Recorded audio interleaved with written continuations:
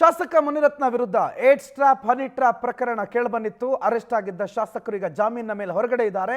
ಈ ಪ್ರಕರಣದ ತನಿಖೆಯನ್ನ ಎಸ್ಐಟಿ ತೀವ್ರಗೊಳಿಸ್ತಾ ಇದೆ.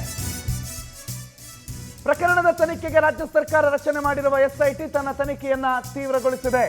ಈ ಪ್ರಕರಣದ ಸಂಬಂಧಿತವಾದಂತಹ ಸಹಕಾರ ಕೊಟ್ಟಿರುವಂತಹ ಆರೋಪದ ಅಡಿಯಲ್ಲಿ ಹೆಬ್ಬಗೋಡಿ ಠಾಣೆಯ ಇನ್ಸ್ಪೆಕ್ಟರ್ ಐಎನ್ ರೆಡ್ಡಿಯನ್ನ ಬಂಧಿಸಿದೆ ಎಸ್ಐಟಿ.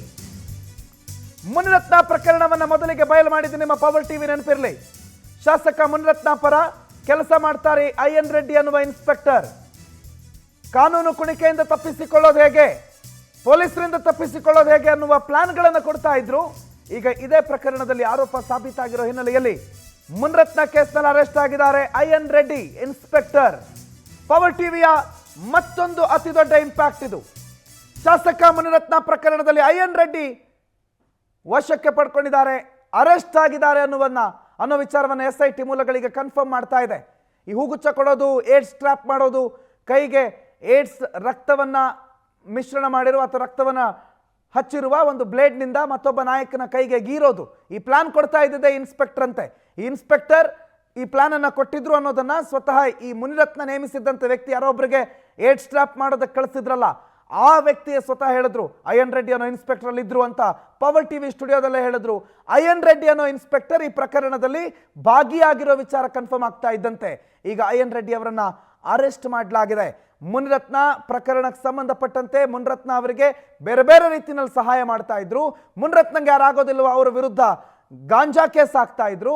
ಯಾರು ಮುನಿರತ್ನ ಅವರ ಪರ ಇದ್ದಾರೋ ಅವ್ರು ಎಂಥ ಕೇಸಲ್ಲಿ ಅರೆಸ್ಟ್ ಆಗಿದ್ರು ಅವರನ್ನು ಹೊರಗಡೆ ಕರ್ಕೊಂಡ್ಬರೋದು ಹೇಗೆ ಅನ್ನೋದನ್ನ ಪ್ಲಾನ್ ಮಾಡಿಕೊಡ್ತಾ ಇದ್ರು.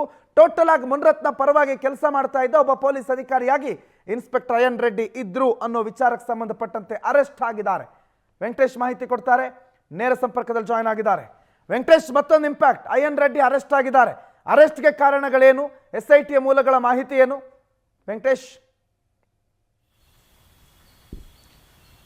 ಪ್ರಣುತ್, ಏನಂತ ಹೇಳಿದ್ರೆ ಈಗಾಗಲೇ ಏನು ಶಾಸಕ ಮುನಿರತ್ನ ವಿರುದ್ಧ ಕೇಳಿ ಬಂದಿದ್ದಂತಹ ಅತ್ಯಾಚಾರ ಆರೋಪ ಪ್ರಕರಣಕ್ಕೆ ಸಂಬಂಧಪಟ್ಟಂತೆ ಏನು ಸಂತ್ರಸ್ತ ಮಹಿಳೆ ನೀಡಿದಂಥ ದೂರಿನ ಆಧಾರದ ಮೇಲೆ ಹಾಗೂ ವೇಲುನಾಯಕ್ ಅವರು ಕೂಡ ಏನು ಈ ಒಂದು ಮುನಿರತ್ನ ಪರವಾಗಿ ಕೆಲಸ ಮಾಡ್ತಾ ಇದ್ದಂಥ ಪೊಲೀಸ್ ಅಧಿಕಾರಿಗಳೇನಿದ್ದಾರೆ ಅವರೆಲ್ಲವನ್ನು ಕೂಡ ಬಳಸಿಕೊಂಡು ಸಾಕಷ್ಟು ತೊಂದರೆಯನ್ನು ಕೊಡ್ತಾ ಇದ್ರು ಅಂತ ಹೇಳಿ ಕೂಡ ಅವರು ದೂರನ್ನು ಕೊಟ್ಟಿದ್ರು. ಆ ಹಿನ್ನೆಲೆಯಲ್ಲಿ ಈಗ ಆ ಒಂದು ಪ್ರಕರಣಕ್ಕೆ ಸಂಬಂಧಪಟ್ಟಂತೆ ಪ್ರಮುಖವಾದಂತಹ ಬೆಳವಣಿಗೆ ಅಂತ ಹೇಳಿದರೆ ಹೆಬ್ಬಗೋಡಿ ಪೊಲೀಸ್ ಠಾಣೆಯ ಇನ್ಸ್ಪೆಕ್ಟರ್ ಆಗಿರುವಂಥ ಐಎನ್ ರೆಡ್ಡಿ ಅವರನ್ನು ಕೂಡ ಎಸ್ಐಟಿ ಅಧಿಕಾರಿಗಳು ನಿನ್ನೆ ವಶಕ್ಕೆ ಪಡೆದಿದ್ದಾರೆ. ವಶಕ್ಕೆ ಪಡೆದ ನಂತರ ವಿಚಾರಣೆಯನ್ನು ಮಾಡಿ ಮೆಡಿಕಲ್ ಮುಗಿಸಿ ಈಗ 4 ದಿನಗಳ ಕಾಲ ಕಸ್ಟಡಿಗೆ ಕೂಡ ಪಡ್ಕೊಂಡಿದ್ದಾರೆ.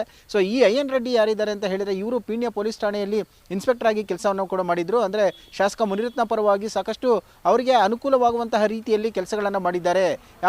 ಅವರ ವಿರೋಧಿಗಳನ್ನು ಹಿಡಿಯೋದಕ್ಕೆ ಬೇಕಾದಂಥ ಅಸ್ತ್ರಗಳನ್ನು ಕೂಡ ಈತ ಐಡಿಯಾಗಳನ್ನು ಕೊಡ್ತಿದ್ರು. ಅದಾದ ನಂತರ ಆರೋಪಿಗಳು ಯಾರೇ ಇದ್ರೂ ಕೂಡ ಅವರಿಗೆ ಸಹಾಯವನ್ನು ಕೂಡ ಮಾಡ್ತಿದ್ರು ಅಂತ ಹೇಳಿ ಏನು ಸಂತ್ರಸ್ತ ಮಹಿಳೆ ಹಾಗೂ ವೇಲುನಾಯಕ್ ಅವರು ಕೂಡ ಗಂಭೀರ ಆರೋಪವನ್ನು ಮಾಡಿದ್ರು. ಆ ಹಿನ್ನೆಲೆಯಲ್ಲಿ ಚಾರ್ಜ್ ಶೀಟ್ನಲ್ಲಿ ಕೂಡ ಅಂದರೆ ದೂರಿನಲ್ಲಿ ಕೂಡ ಅವರ ಹೆಸರನ್ನು ಕೂಡ ಉಲ್ಲೇಖ ಮಾಡಲಾಗಿತ್ತು.